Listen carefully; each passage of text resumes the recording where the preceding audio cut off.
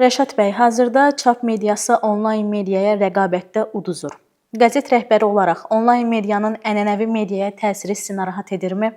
Bununla necə mübarizə aparırsınız? Mən deməli 1998-ci ildə professor Qulu Məhrəmli və Azər Əsrəd Amerika Birləşmiş Ştatlarında media ilə bağlı səfərdə idik. Orada söhbət gedirdi ki, gələcəkdə qəzetlərin internet variantları, kağız qəzetləri üstələyəcəkmi, sıradan çıxardacaqmı?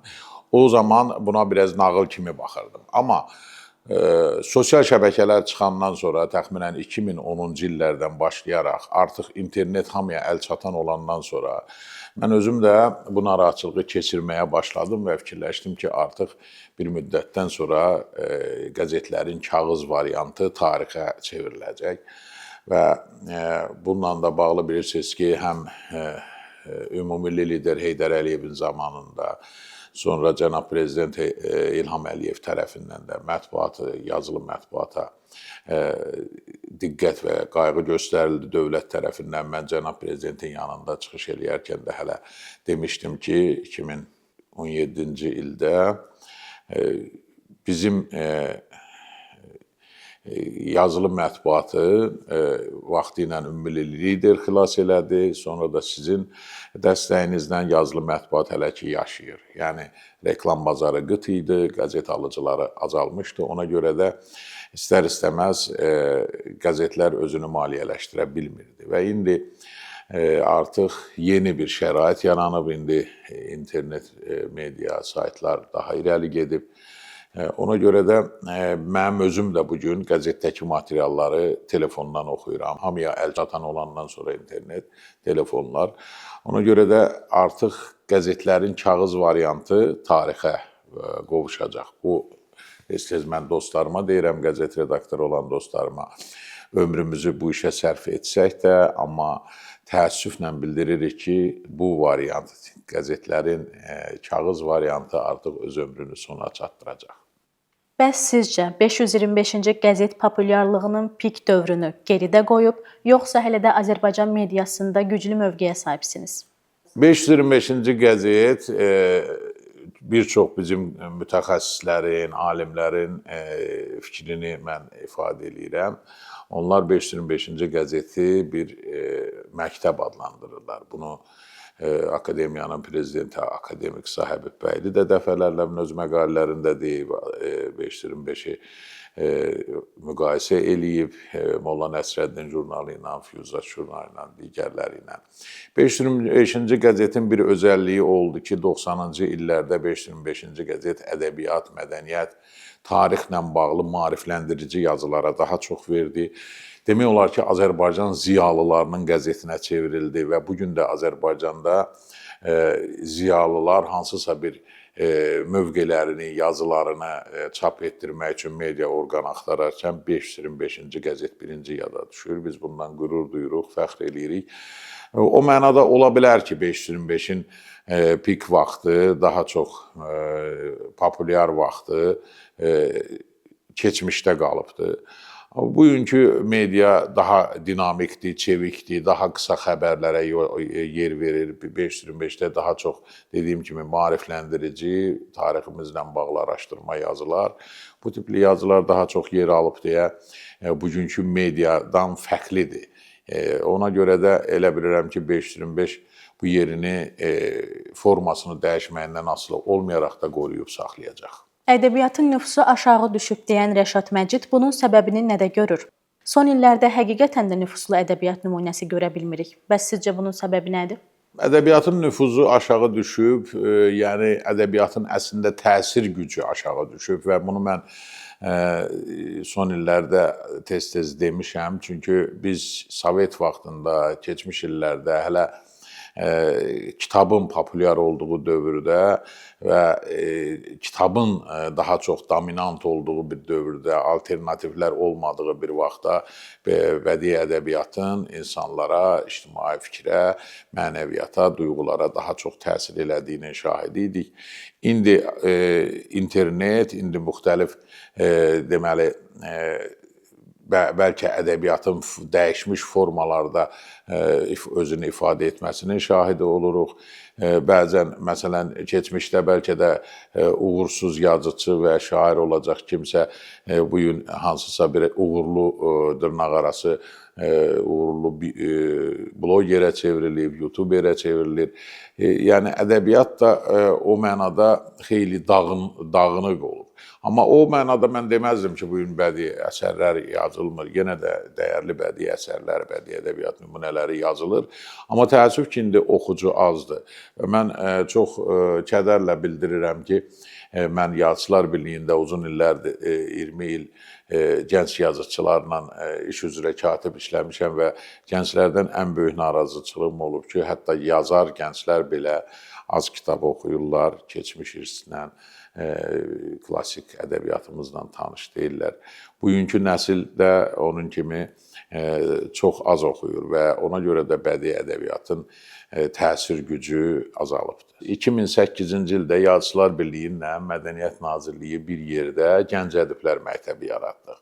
Və bu gün gözünüzə dəyən ədəbi mühitdə demək olar ki, gənclərin hamısı o Gənc Ədiblər Məktəbindən məzun oldular.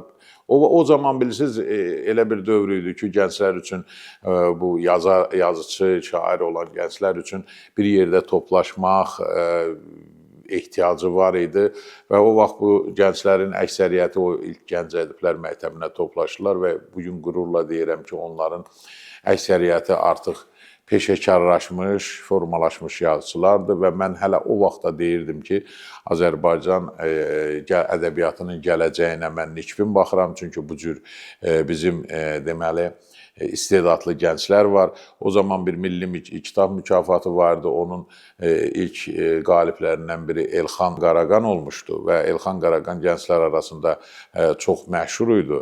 Mən hətta onun boynuna qoymuşdum ki, 30 ildən sonra mütləq Nobel mükafatı alacaq. Onun kimi də, bax, indi ad çəksəm, Qismət, Fərid Hüseyin, Cavid Zeynallı, Kəramətin özü, çoxlu bizim gözümüzə dəyən bugün nə qədər gənclər varsa, hamısı o Gənc Ədiblər Məktəbinin yetirməsi oldu. Sonraki illərdə də biz bir neçə dəfə yeni Gənc Ədiblər Məktəbi yaratdıq, 4 belə məktəbimiz oldu.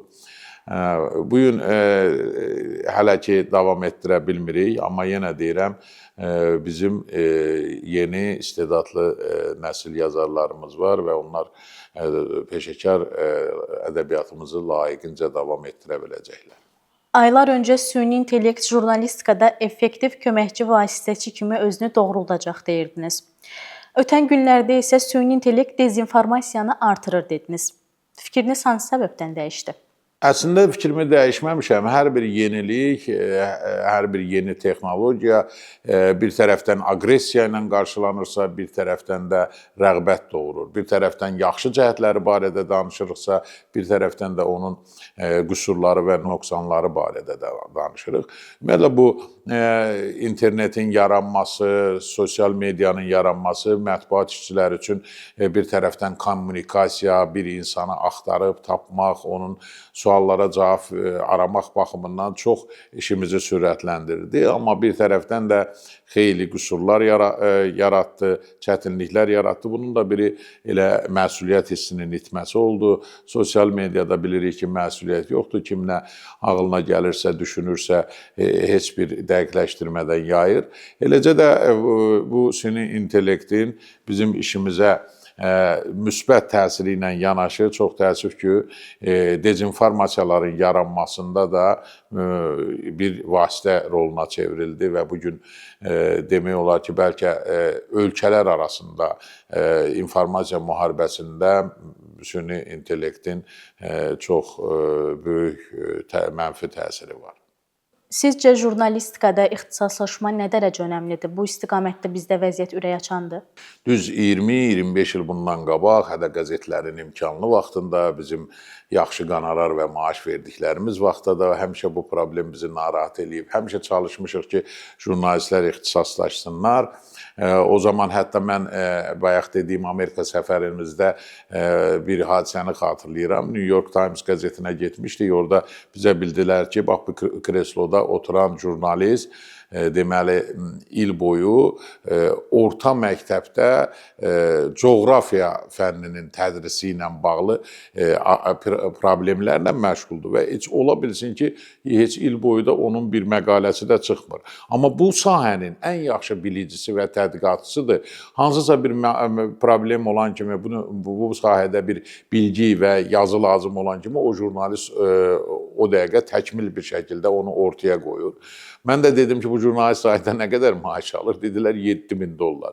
Deməli, bəlkə ildə bir yazısı çıxmayan bir jurnalistə $7.000 verirlər, amma o öz ixtisasını ən yaxşı bilən peşəkar jurnalistdir. Birinci növbədə jurnalistlərin ixtisaslaşması üçün maliyyə lazımdır və qəzetlər biznesin üstünə çevrilə bilmədi.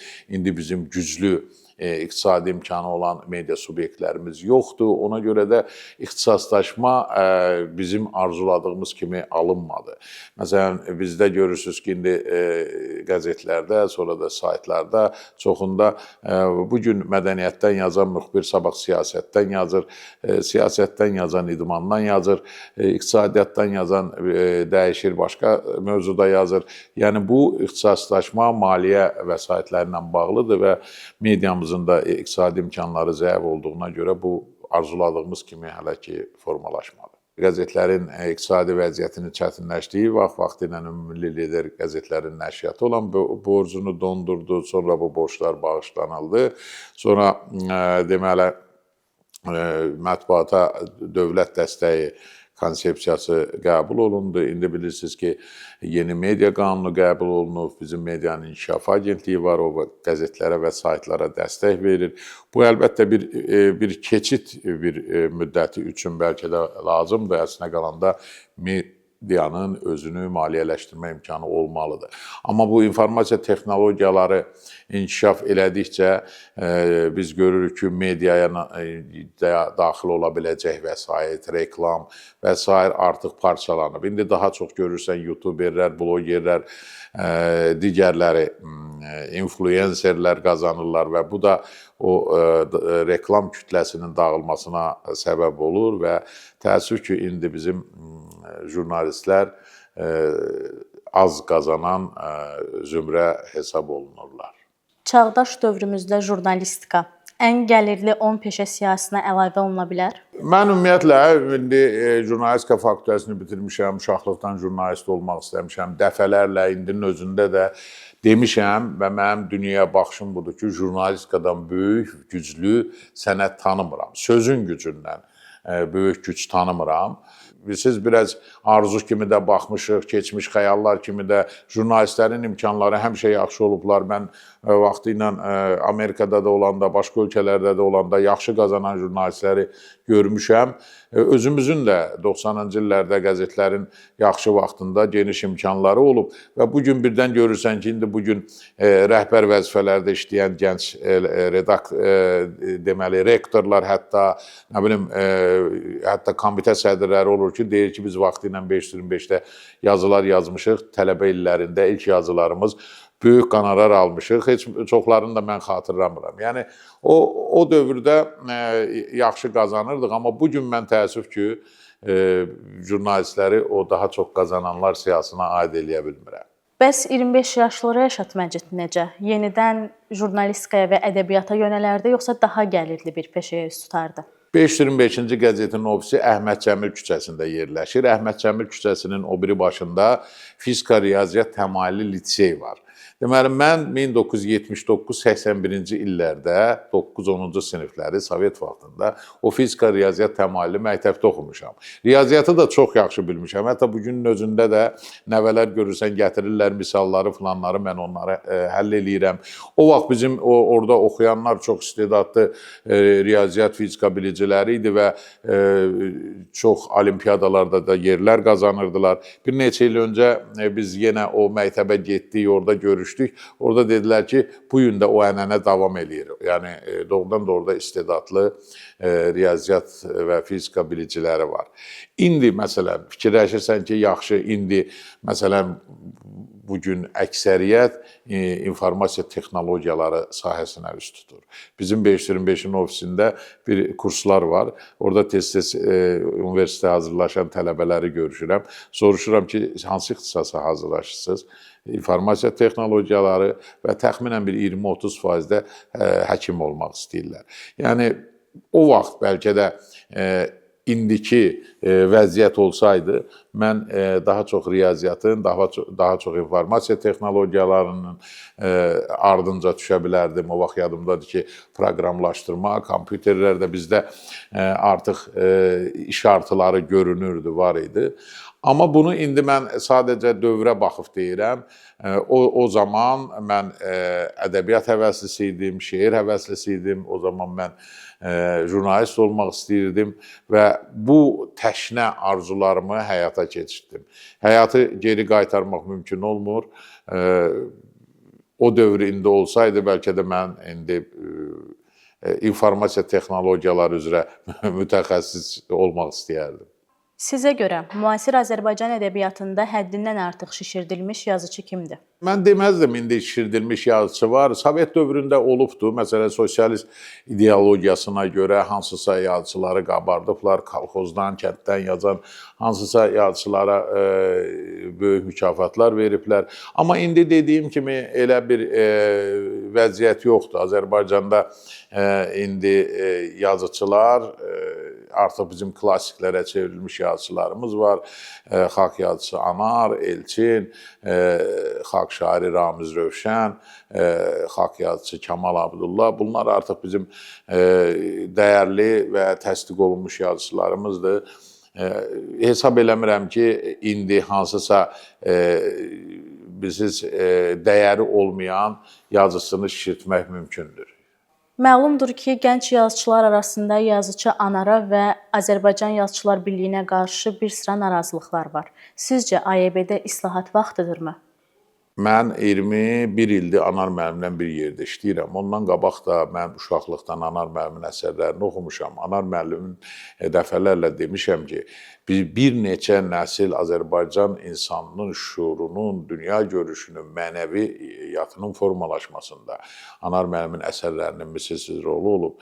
Onun Üzeyir bəy haqqında, Mirzə Cəlil haqqında, sonrakı illərdə Axundov haqqında filmləri, Dədə Qorqudu Azərbaycana tanıtması və Dədə Qorqud filmi bizim milli şuurumuzun inkişafında misilsiz rol oynayıb. Onun Sovet illərində dərc etdiyi Qobustan jurnalını indi də bir mənalı olaraq qeyd edirlər ki, Azərbaycan ədəbi mədəni fikrinə böyük təsir göstərib. Bu gənclərlə bağlı bir ara Anar müəllimi müəyyən istəməyən qüvvələr vardı. Şuurlu şəkildə bu Anara qarşı belə yönləndirirdilər gəncləri və bir çoxları da sonradan peşman oldu, bunu etiraf elədilər.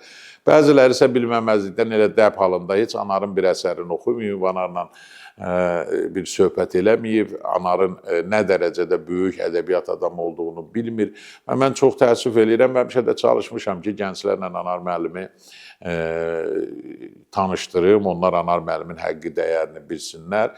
İndi çox sısqa belə şeylər eşidilir, o da bilməyərəkdən yazılır. Anarın Azərbaycan ədəbiyyatında böyük xidmətləri var. Onun son illərdə yazdığı deməli, böyük bir yaşamaq haqqı traktatı var ki, o deyir, mən bu xalqıma nəsihətimdir, Azərbaycanın bütün tarix boyu keçdiyi yolları deməli, özündə əks etdirən bir əsərdir və mən hətta Elm və Təhsil Nazirinə müraciət eləmişdim ki, bu kitabı universitetdə tədris eləsinlər ki, hər bir Azərbaycan vətəndaşının evində olmağa layiq bir kitabdır. Keçmişimizi bilmək və hara getməyimiz baxımından Anar müəllimin o kitabının misilsiz bir rolu var.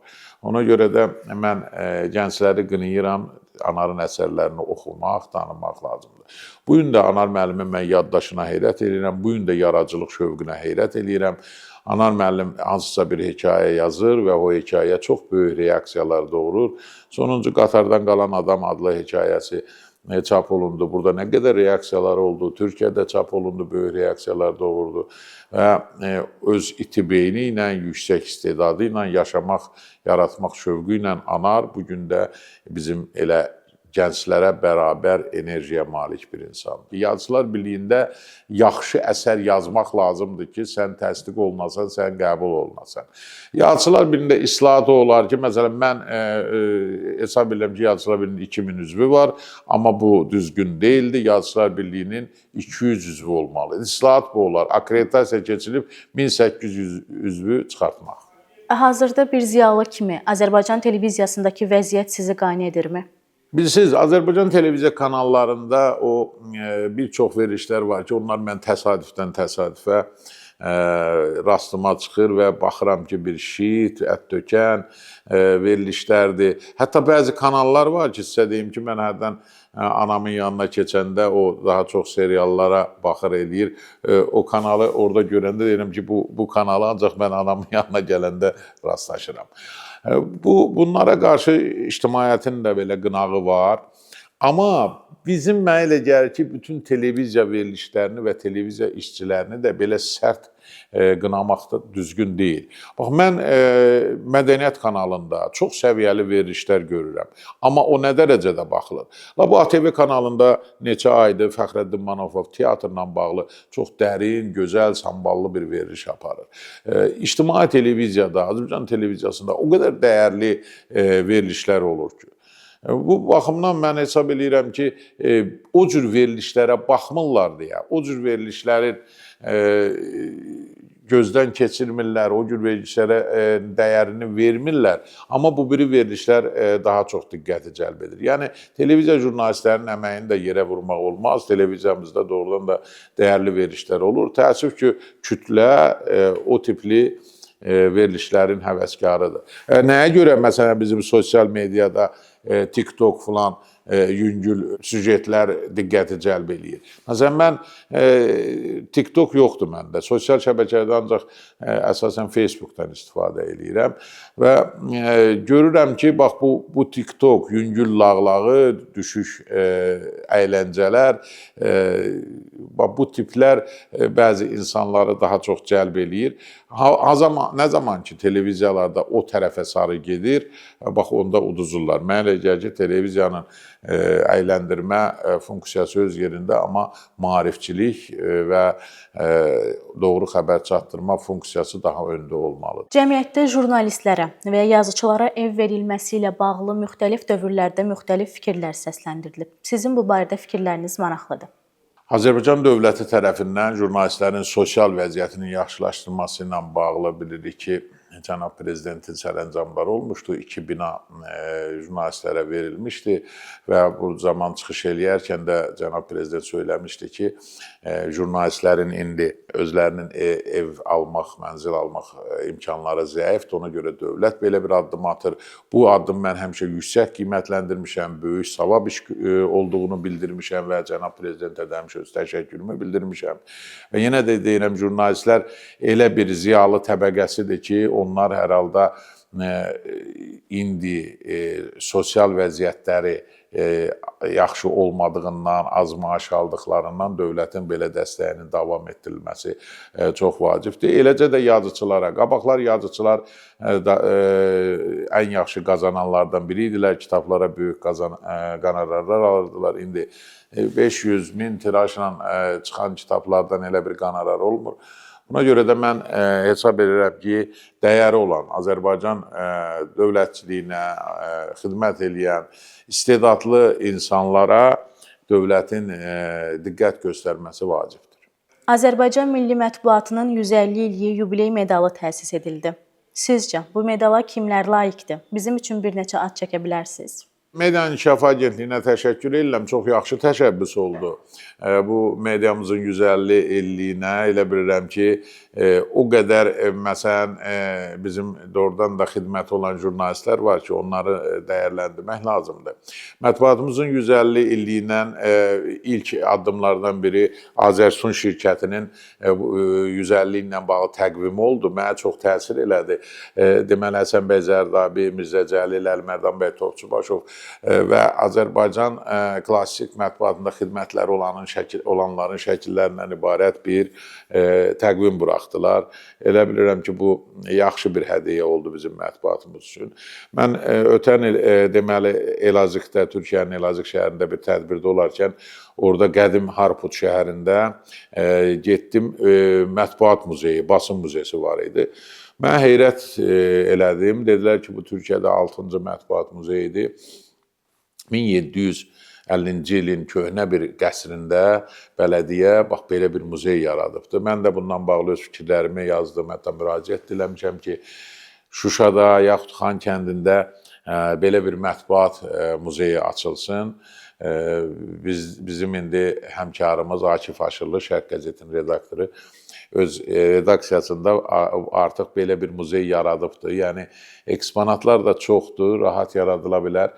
Şuşada və yaxud Xankəndində belə bir yer imkanı olsa, biz muzey aça bilsə 150 illiyimizə ən yaxşı hədiyyə olar.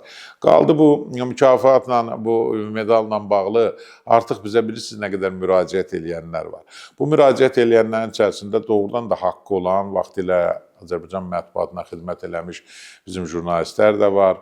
İndi fəaliyyət göstərənlər də var. Mən ad çəkmək istəmirəm. Hamının fəaliyyətinə hörmətlə yanaşıram və arzu edirəm ki, kimin mətbuatımızda müəyyən xidmətləri varsa, onların hamısı bu medalla mükafatlandırılsın.